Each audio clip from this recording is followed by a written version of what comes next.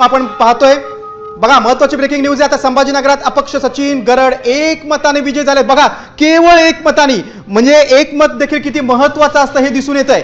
पुन्हा मतमोजणीची आता मागणी होते.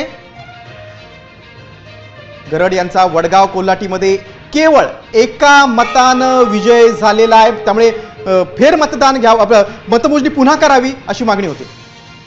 गरड यांचा वडगावात कोल्हाटीमध्ये एकमतानं विजय झालाय. एक मत किती महत्त्वाचं असू शकतं, एका मतानं त्यांचा विजय झाला, त्यामुळे पुन्हा मतमोजणी घ्यावी अशी मागणी त्यांनी केली आहे. त्यांची मागणी पूर्ण होतीये का ते पाहणं महत्त्वाचं आहे.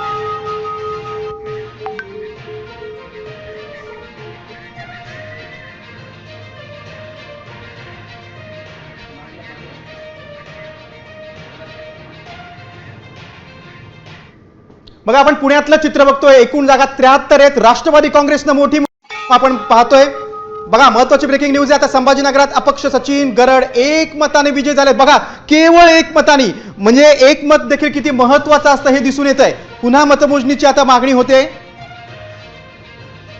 गरड यांचा वडगाव कोल्हाटीमध्ये केवळ एका मतानं विजय झालेला आहे. त्यामुळे फेर मतदान घ्यावं, मतमोजणी पुन्हा करावी अशी मागणी होती. गरड यांचा वडगावात कोल्हाटीमध्ये एकमतानं विजय झालाय. एक मत किती महत्त्वाचं असू शकतं, एका मतानं त्यांचा विजय झाला, त्यामुळे पुन्हा मतमोजणी घ्यावी अशी मागणी त्यांनी केली आहे. त्यांची मागणी पूर्ण होतीये का ते पाहणं महत्त्वाचं आहे.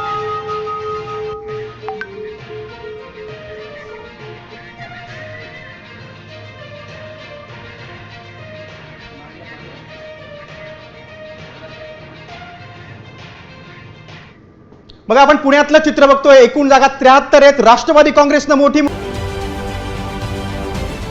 महाराष्ट्रातील सर्व बातम्यांचे विश्वासार्ह व्यासपीठ. सकाळच्या सर्व सोशल मीडिया प्लॅटफॉर्मला लाईक, फॉलो आणि सबस्क्राईब करा. तसंच सर्व नोटिफिकेशनसाठी बेल आयकॉन प्रेस करायला विसरू नका.